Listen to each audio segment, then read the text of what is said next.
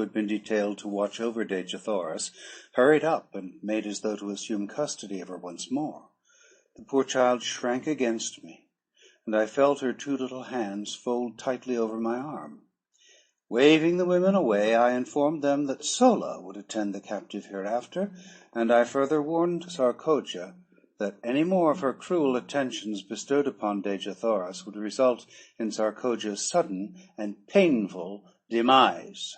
My threat was unfortunate, and resulted in more harm than good to Dejathoris, for, as I learned later, men do not kill women upon Mars, nor women men. So Sarkoja merely gave us an ugly look, and departed to hatch up deviltries against us.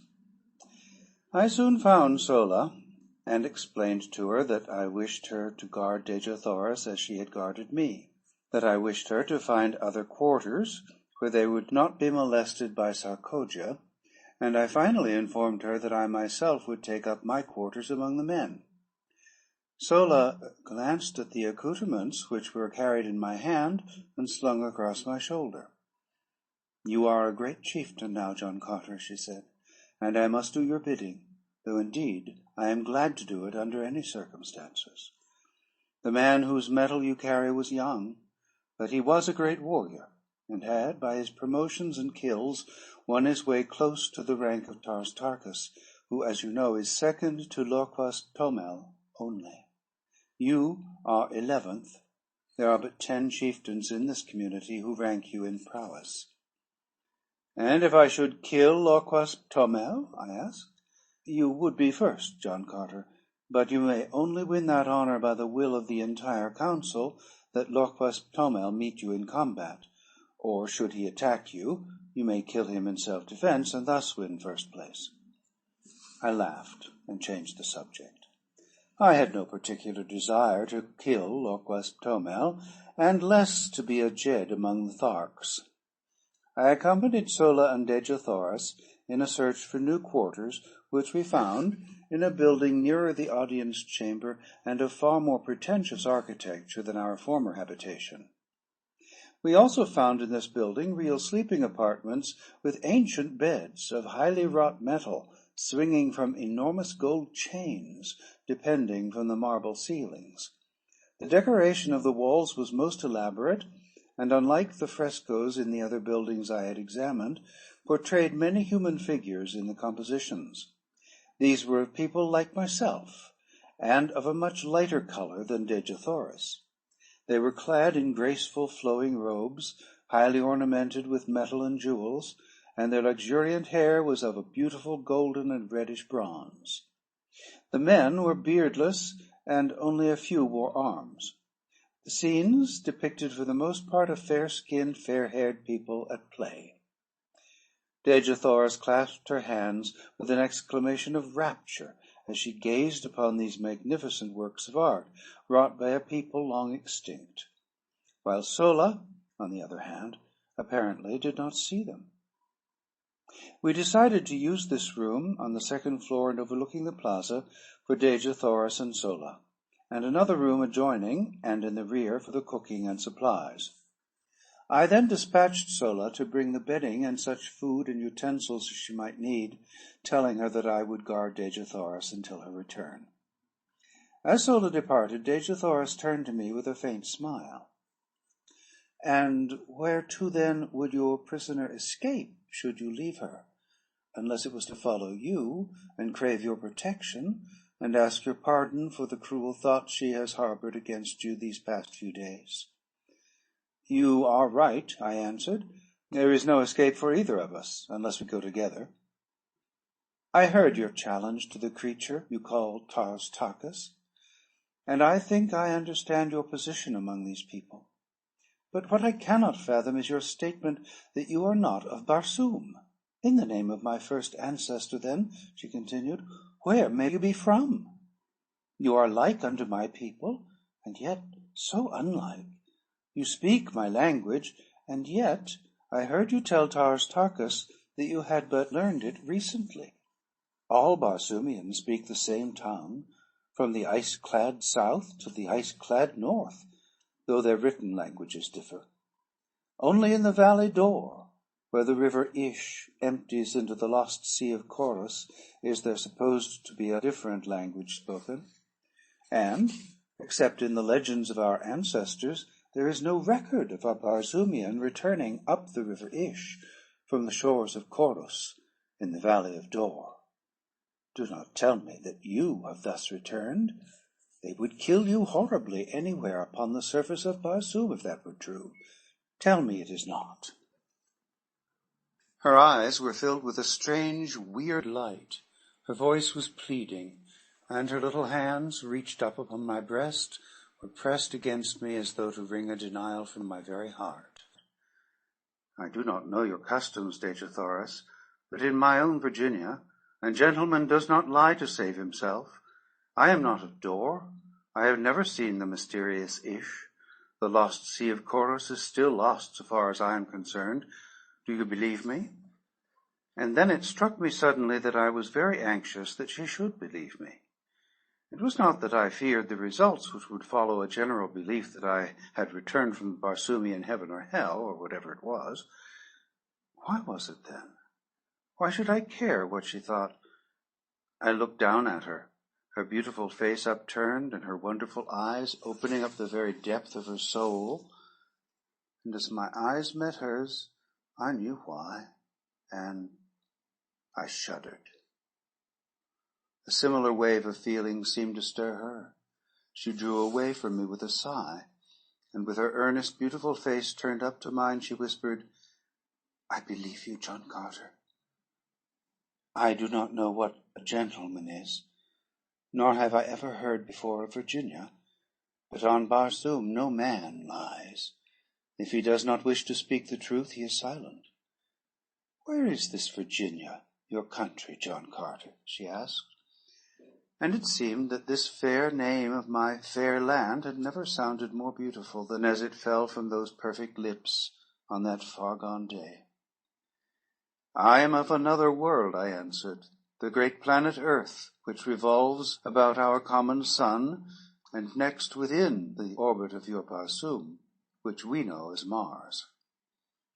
How I came here I cannot tell you, for I do not know, but here I am.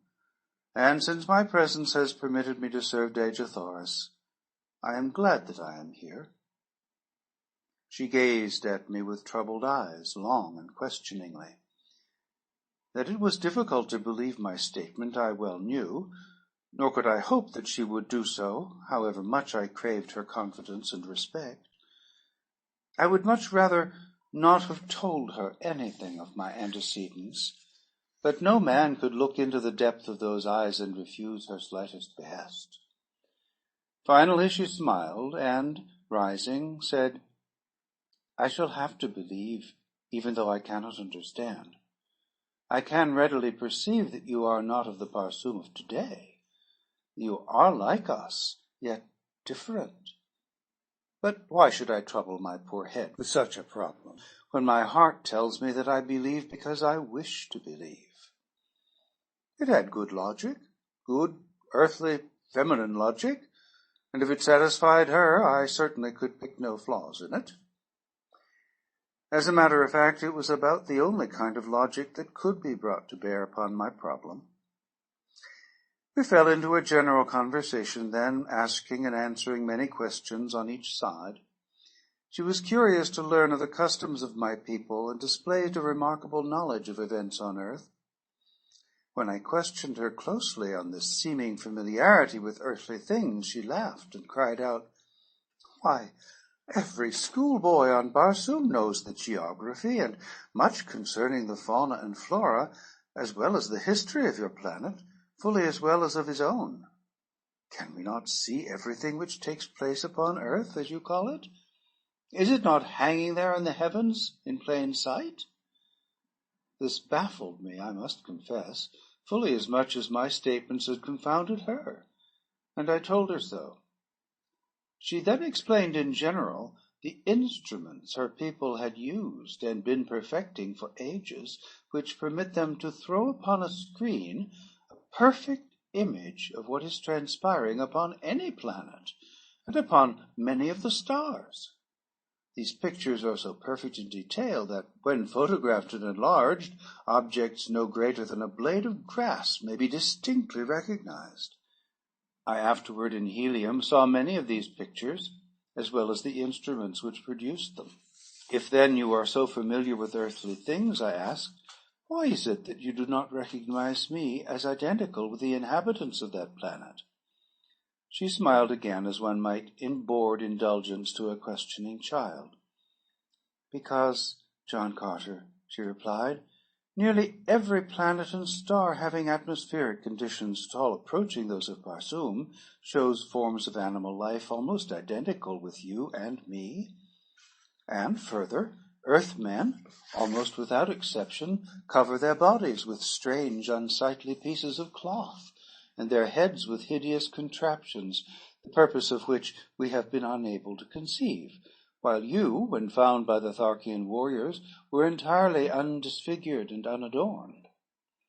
The fact that you wore no ornaments is a strong proof of your un-Barsoomian origin, while the absence of grotesque coverings might cause a doubt as to your earthliness.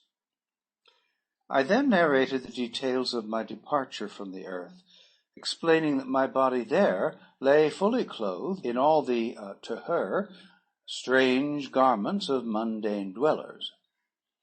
At this point Sola returned with our meager belongings and her young Martian protege, who of course would have to share the quarters with them. Sola asked us if we had had a visitor during her absence, and seemed much surprised when we answered in the negative. It seemed that, as she had mounted the approach of the upper floors where our quarters were located, she had met Sarkoja descending. We decided that she must have been eavesdropping, but as we could recall nothing of importance that had passed between us, we dismissed the matter as of little consequence, merely promising ourselves to be warned to the utmost caution in the future. Dejathoras and I then fell to examining the architecture and decorations of the beautiful chambers of the building we were occupying. She told me that these people had presumably flourished over 100,000 years before. They were the early progenitors of her race, but had mixed with the other great race of early Martians, who were very dark, almost black, and also with the reddish-yellow race which had flourished at the same time. These three great divisions of the higher Martians had been forced into a mighty alliance, as the drying up of the Martian seas had compelled them to seek the comparatively few and always diminishing fertile areas, and to defend themselves under the new conditions of life against the wild hordes of green men. Ages of close relationship and intermarrying had resulted in the race of red men, of which Dejathoras was a fair and beautiful daughter. During the ages of hardships and incessant warring between their own various races, as well as with the green men, and before they had fitted themselves to the changed conditions, much of the high civilization and many of the arts of the fair-haired Martians had become lost. But the red race of today has reached a point where it feels that it is made up in new discoveries and in a more practical civilization for all that lies irretrievably buried with the ancient Barsoomians beneath the countless intervening ages. These ancient Martians had been a highly cultivated and literary race, but during the vicissitudes of those trying centuries of readjustment to new conditions, not only did their advancement and production cease entirely, but practically all their archives, records, and literature were lost. Dejathoras related many interesting facts and legends concerning this lost race of noble and kindly people. She said that the city in which we were camping was supposed to have been a center of commerce and culture known as Korad. It had been built upon a beautiful natural harbor, landlocked by magnificent hills. The little valley on the west front of the city, she explained, was all that remained of the harbor, while the pass through the hills to the old sea bottom had been the channel through which the shipping passed up to the city's gates. The shores of the ancient seas were dotted with just such cities, and lesser ones in diminishing numbers were to be found converging toward the center of the oceans, as the people had found it necessary to follow the receding waters until necessity had forced upon them their ultimate salvation, the so-called Martian canals. We had been so engrossed in exploration of the building and in our conversation that it was late in the afternoon before we realized it. We were brought back to a realization of our present conditions by a messenger bearing a summons from Lorquas Ptomal, directing me to appear before him forthwith. Bidding Dejathoras and Sola farewell, and commanding Wula to remain on guard, I hastened to the audience chamber, where I found Lorquas Ptomal and Tars Tarkas seated upon the rostrum. End of chapter 11.